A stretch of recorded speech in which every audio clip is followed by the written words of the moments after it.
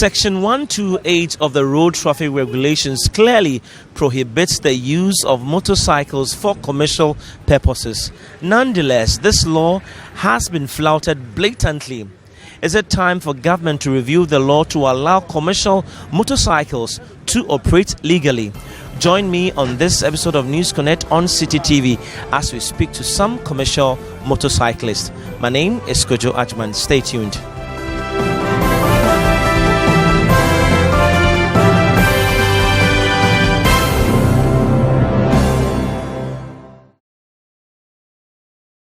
I've been doing this business for about 3.5 years now. 3.5 years. Yeah. And how has it been so far? Oh, so far it was okay. It's been a lot of helpful to me and my family. You have a family? Yeah, I have a family. Tell us about your family.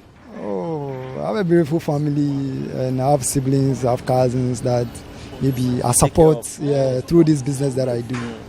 Like how many children do you have now? Oh, so far I have like 3 children now. And that is what you used to support them. Tell us about these children. Oh, my children, they are okay. They are living good because of daddy's working hard. In terms of school? Yeah, in terms of their school. The first one is in SS1 now. And the second one too is in JHS1. And the other one is in primary. Wow. So we are managing. And this is the business you've been doing so far for you to be able to cater for them? Yeah, that's what I do so far to cater for them. Yeah, and it's been helpful to me because I realized that it's helping me a lot because we all cannot rely on a government do something for us, at least you have to create something for yourself because so far as you have a family, you need to take care of them, and this is what I do to take care of my family. Yeah. The reason why I want government to legalize this thing for us is that the time that I lost the job, I was applying for more companies in Accra here. Even also here, I've been writing application to more companies and they were not picking me. I cannot stay in the house, get starved, or not being taken care of myself. I think I have a girlfriend or some minutes to come. Maybe I'm going to marry that person. So it will not be advisable for me to sit down in the house. Like somebody will come and give me food. I have to create a job for myself. So as I came into this Okada business, I think one way or the other, it has helped me. I think I'll stay in this hot sun.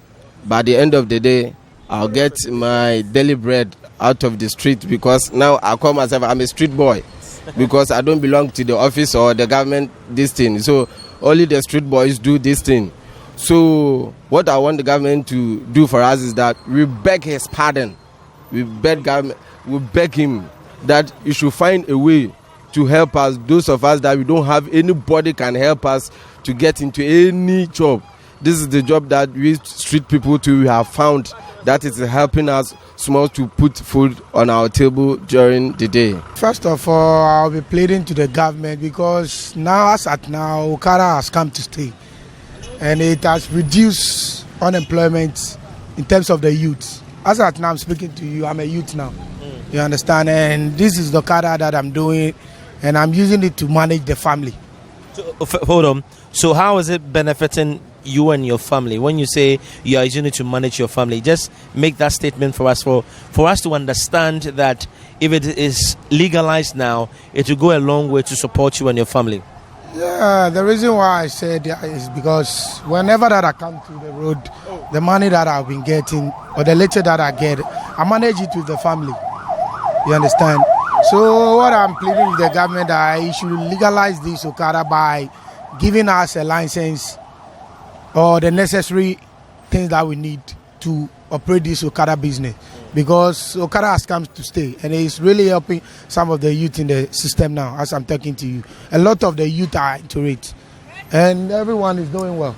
Let me say, our president that we have been elected to president, mostly when they are on their campaign duty, 50% of their campaigning is job for the boys or job for the youth. And so far as they are not having job for us and we create our own job, why don't they support us with an legalization for us to do this job? Because now, because of it's illegal job, You can even some can even knock you with a car, then insult you because it's an illegal job. You can't take him to police station. Me, one of my brother, this is my brother. He has got and crash with a private car. What's the fault is the crash, and they even take him to court. They left the person because he's doing an illegal job. They charge him again because it's an illegal job. You don't have anything to say. And what we are telling is we are all Ghanaians and we are the youth of Ghana.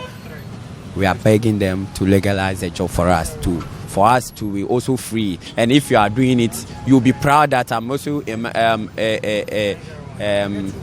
a youth of Ghana, and I'm working for Ghana, and I'm working for my family too. First of all, the reason why we are advocating for the government to legalize this Okada, even government can make enough revenue through this Okada business. Because let's take it for example, if a day Okada man can make like 100 cities, 150 cities a day. If government want to take taxes among them, even a month, they can pay 20 cities to government, and government will make revenue out of that. You see, that's why sometimes some people say some government should think outside the box. Because if you are thinking outside the box, you will find ways and means to create a revenue for the state through the Okada. Because right now, a policeman can stop Okada man, hustle him, and take 100 cities for him just a day. Why can't government regulate this thing? Government will take just 20 cities from them every month. And looking at the number of riders, they are huge. It is estimated that you are over 2,000 in Accra alone. Even more than 2,000. Now, every junction now you approach now, you meet a motor there. So if government say, okay, every month, each and every one of you come and give me 20 cities. And we'll pay without complaining. You see, instead of giving it to the police, we'd rather give it to the government. Because I tell the government to use it to fix some road, to fix some street light, to fix something, even to create some boreholes for some villages which they don't have it. You see, so that's why we are advocating the government. We are pleading. They should come in and do something because it will help all of us. Instead of policing hustle, the motor riders taking the money and pocketing it by themselves. Instead of government ending something out of it. You see, so the government should think outside the box so that at least we all can benefit from it because a lot of us are surviving through this. Do you also have the necessary requirements or necessary certification for you to be able to ride a motorbike? Right now, I can show you my license that I have. Motor license that I used to ride. I have my everything that I used to ride. You see, but a policeman will hustle you and take money from you. Because maybe you are in a hurry, he decides to waste your time. So you find a way to sort him out and leave. But if like a government say, hey, every month come and give me this, and no police will do this or do that to you, we will all comply and we'll be appreciated to do at least what government wants us to do. But if the government is not coming, it's like the government doesn't care. You see, the government doesn't care, but it's not supposed to be so. At least governments can benefit something from us, and it will be huge. You understand? Yeah, it can be huge. Just 20 cities every month. Imagine, everybody is paying 20 cities every month to government. You have the necessary requirement or documentation for you to be able to ride a motorbike? Yeah, I would say yes.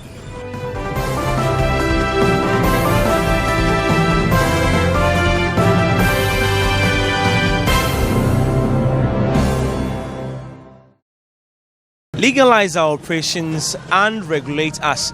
This is the message from commercial motor riders to government. That'll be all for this episode of News Connect on City TV. My name is Kojo Ajman. Let's connect soon.